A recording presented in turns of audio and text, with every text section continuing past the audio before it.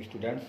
अपन कबीर के दोहे पढ़ रहे थे, आधे पढ़ लिए थे, आधे आज पढ़ेंगे। पार्ट बी, कल पार्ट ए करा था, आज पार्ट बी करेंगे।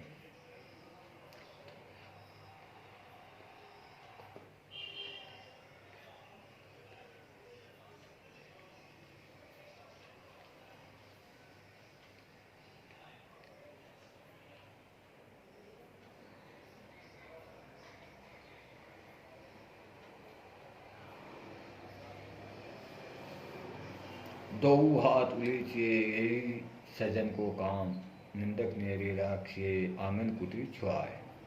कबीरदास जी कह रहे हैं कि दोनों हाथ उलीचिए यही सजन को काम है। अगर सज्जन व्यक्ति है, भला व्यक्ति है, सज्जन के लिए दोनों हाथ उठाने चाहिए। सज्जन व्यक्ति होता है, दूसरों की भलाई करता है, उसके लिए क्या होने थे? दोनों हाथ खड़े हैं। निंदक नियरे राखिए आंगन कुटी छुआए। जिसका निंदक नियरे राखिए उसको कि आंगन में कुटी छुआए। तो कबीरदास जी यहाँ कहते हैं कि सज्जन व्यक्ति के दो, जब सज्जन व्यक्ति आता है तो अपन पलके बिछाते हैं, उसको बैठाते हैं आंगन में, अच्छी तरह से उसके लिए कुटिया लगाते हैं, दोनों हाथों से उसके एकदम अपन हाथ जोड़ते करते हैं। सज्जन व्यक्ति हमेशा ही अपन को अच्छा लगता है। बिन पानी साबुन बिना निर्मल करे सुभाए। बिन पानी साबुन बिना निर्मल करे सुभाए। मतलब कि अगर पानी नहीं है, पानी के बिना अपन साबुन लगाएंगे तो उसका कोई व्यर्थ नहीं निकलता, निर्मल करे सुभाए। उसी प्रकार कि पानी और साबुन का मेल मिलाप है, उसी प्रकार इस सज्जन व्यक्तियों का भी मेल मिलाप होता है। यही कबीरदास जी कह रहे हैं कि बिन पानी साबुन बिना निर्मल करे सुभाए। क्या आप सोचते हो कि पानी तो नहीं, मैं साबुन लगा के अपने शरीर को साफ स्वच्छ कर लूँगा? तो ये तो इम्पॉसिबल है, संभव ही नहीं है। जब पानी होगा और साबुन होगा तो ही अपन अपने शरीर को साफ स्वच्छ रख सकते हैं। तो उसी प्रकार सज्जन व्यक्ति भी क्या करते हैं कि अपने दूसरों की भलाई करता रहता है, दोनों हाथों से सम्मान पाता है, सभी उसकी निंदा करते हैं। कबीरा संगत साधु की हरे और की व्याधि, संगत बुरी है साधु की आटू पहर उपाधि। कि कबीरा कह रहा है, कबीर जी कह रहे हैं, कबीरा संगत साधु की हरे और की व्याधि, संगत बुरी है साधु की आटो पहर उपाधि।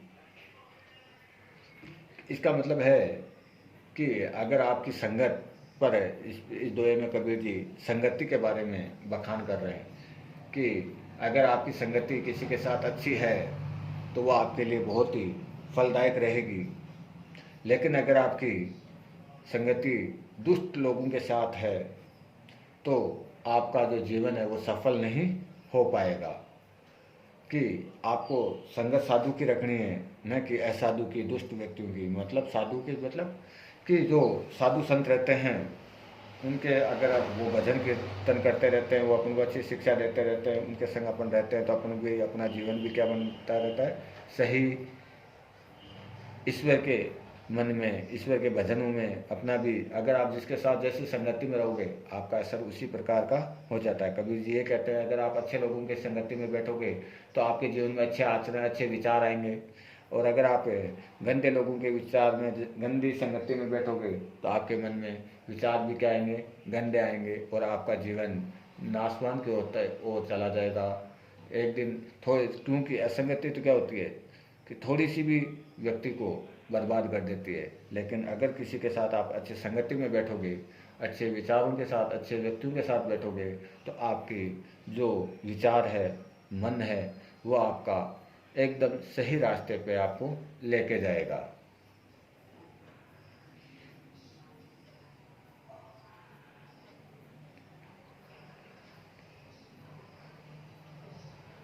जिस प्रकार व्रज कबू नहीं फल बखे, नंदी ने सचे नीर, परामर्थ के कारणे साधु धरा शरीर। इसका मतलब है कि वृक्ष है वो कभी भी फल नहीं खाते, नदी कभी भी अपने आप को पानी नहीं सींचती है, उसी प्रकार दूसरों की भलाई करने पर साधु अपना शरीर धारण कर लेते हैं कि दूसरों की भलाई करने पर साधु क्या कर लेते हैं, अपने शरीर को भी न्यौछावर कर देते हैं। करते नहीं करते दूसरों की भलाई में सभी वो अपना शरीर, जिस प्रकार कहते हैं कि पेड़ पौधे फल को वो नहीं खाते, इसका मतलब ये है कि पेड़ कभी भी अपने आप में खुद फल नहीं खाते हैं। नदियाँ अपने आप में, नदी का जो जल है वो अपने आप में कोई नहीं, नदी खुद नहीं सींचती, पेड़ स्वयं फल नहीं खाते। उसी प्रकार हमें भी दूसरों की भलाई करने के लिए हमें भी अपना सब कुछ न्यौछावर कर देना चाहिए। जिस प्रकार साधु अपने शरीर को त्याग देते हैं दूसरों की भलाई करने के लिए भी, तो उसी प्रकार कबीरदास जी भी कह रहे हैं कि दूसरों की भलाई कर, जिस प्रकार पेड़ अपना फल नहीं खाते वो हमें देते हैं, नदी अपना जल नहीं सींचती है खुद अपने स्वयं में, तो उसी प्रकार साधु लोग भी क्या करते हैं कि अपने दूसरों की भलाई के लिए अपने शरीर को भी त्याग देते हैं।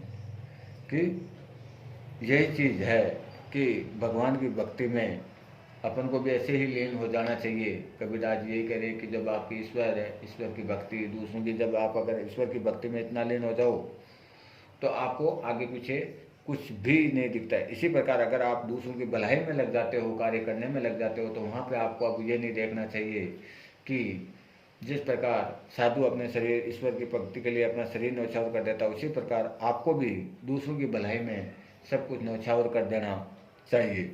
जे उदाहरण दिया जिस प्रकार कि समझाया कि जिस प्रकार पेड़ पौधे फल लगते हैं लेकिन वे स्वयं नहीं खाते हैं, पेड़ पौधों पे फल लगते हैं लेकिन वे स्वयं नहीं खाते हैं, नदी में पानी बहुत रहता है लेकिन वो खुद अपने आप में नहीं सींचती है, तो उसी प्रकार हमें भी अपने कार्य दूसरों की भलाई के लिए नहीं सोचना चाहिए कि मैं कितना क्या हूँ, आप उसको सब कुछ उन पर न्यौछावर कर देना चाहिए। जाते ने पूछो साधु की, पूछ लीजिए ज्ञान, मोल करो तलवार का, पड़ा रहने दो मैदान में। कि कभी भी किसी भी साधु की जाति नहीं पूछनी चाहिए। आपकी जाति का आजकल देखो, कबीरदास जी ने यहाँ पे जाति के बारे में बताया कि जाति से क्या है, जातिवाद के बारे में। आजकल देखो हर जगह जातिवाद बहुत ज़्यादा फैला हुआ है। तो कबीरदास जी ये कहे कि किसी भी साधु या किसी भी व्यक्ति, साधु का यहाँ उदाहरण दिया है, हालांकि कबीरदास जी कह रहे हैं साधु के बारे में कि किसी भी व्यक्ति, यहाँ पर कहने का तात्पर्य है कि किसी भी व्यक्ति की उसकी जात नहीं पूछनी चाहिए, जाति नहीं पूछनी चाहिए। अगर आपको पूछना है तो उसका ज्ञान पूछ लीजिए, आप उससे ज्ञान की बातें उसे पूछो। जाति में क्या रखा है, जाति में कबीरदास जी कह रहे हैं जाति में क्या रखा है, जाति में कुछ नहीं है। आपको उसका, उस व्यक्ति से अगर आपको कुछ पूछना है तो ज्ञान पूछिए। जिस प्रकार अपन तलवार का मोल करते हैं और उसको म्यान में ही पड़े रहने देते हैं, अपन पूछ लेते हैं, अपन मार्केट जाते हैं भाई तलवार कितने की, उसको अपन म्यान में रहती है तभी अपन उसका मोल भाव कर लेते हैं, मोल भाव करके उसको वापस म्यान में रहने देते हैं। उसी प्रकार कबीरदास जी कह रहे हैं कि कोई भी किसी भी व्यक्ति के अपन को आपको जाति नहीं पूछनी चाहिए, उस व्यक्ति में जो ज्ञान की बातें हैं वो आपको धारण करना चाहिए। काल करे सो आज कर, आज करे सो अब, पल में पल्ले होएगी बहुरी करे कब। कबीरदास जी कह रहे हैं कि काल करे सो आज कर, अपन देखते हैं ये तो सभी में आपने पढ़ा होगा कि काल करे सो आज कर, आज करे सो अब, पल में पल्ले होगी बहुरी करेगा कब। कबीरदास जी कह रहे हैं कि जो काम आप कल पे मत टालो, काल करे सो आज, जो आपको काम कल करना है उसको आज ही कर लो, और आज करना है उसको अभी कर लो तुरंत, यानी मैं 1 घंटे बाद में करूँगा। पल में पल्ले होएगी बहुरी करे, अपन को पता है कि कब पल्ले हो जाएगा, आपको पता चलता है क्या, कब एकदम कुछ भी अपन कल के काम पे छोड़ देते हैं कि नहीं ये तो काम कल कर लूँगा, उतने में कुछ पल्ले आ जाएगी। तो अगर वो काम करा हुआ रहता अपना, कल पे नहीं होता तो वो अपन को नुकसान नहीं होता है। तो इसी में कबीरदास जी कह रहे हैं कि कोई भी काम है वो तुरंत कर लेना चाहिए, कल पे नहीं छोड़ना चाहिए। या अपन को अभी लग रहा है ज़रूरत है तो वो पहले काम को, पहले उस काम को पहले करें, ज़्यादा जो ज़रूरी काम है उसको अभी कर लो, यानी उसको आप पेंडिंग छोड़ दे और आप दूसरे काम पे लग जाओ कि ये तो नहीं बाबू कल कर लेंगे, नहीं, पहले उस काम को करो उसके बाद दूसरे काम पे लगो। पल में पल्ले होएगी बहुरी करेगा कब।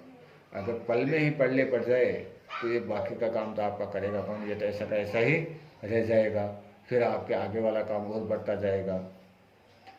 तो कबीरदास जी का मतलब, कहने का मतलब यही है कि आपको अपना काम कल पे नहीं छोड़ना चाहिए। जो काम आज करना है उसको आज ही करें, कल पे नहीं छोड़ें। कल दूसरा काम आएगा, वो करेंगे।